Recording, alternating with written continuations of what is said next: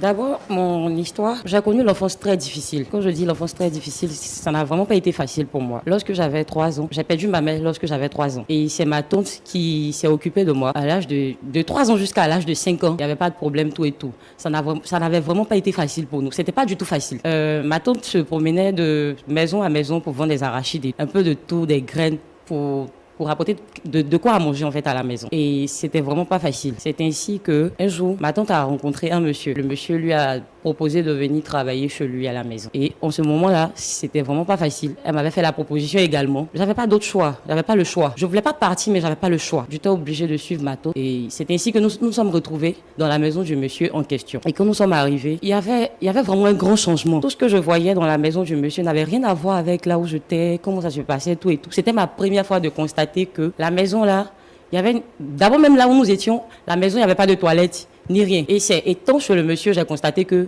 on pouvait avoir des toilettes dans une maison comme ça. Et j'étais tellement joyeuse, tout et tout. Et après, bon, c'est resté comme ça. Franchement, c'était vraiment pas facile. Et quand je me suis retrouvée chez le monsieur, il m'a pris comme sa propre fille. Tout allait bien. Je partais pas à l'école avant. C'est le monsieur qui a payé ma scolarité. Tout. J'étais tellement brillante à l'école que tout le monde me félicitait. Je recevais des cadeaux, des tableaux d'honneur, tout et tout.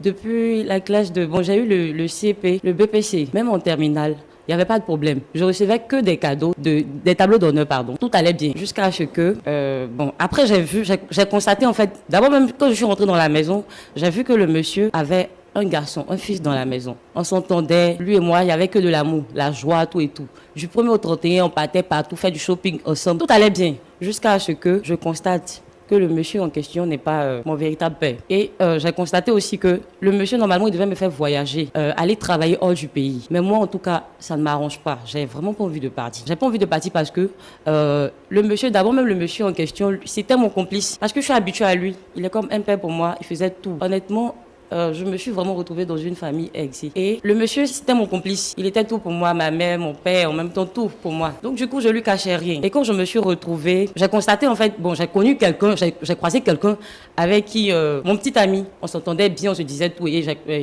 apparemment, lui et moi, bon pas apparemment, je raconte du n'importe quoi. Je suis tellement stressée par la situation, du coup, je ne sais même plus par où commencer.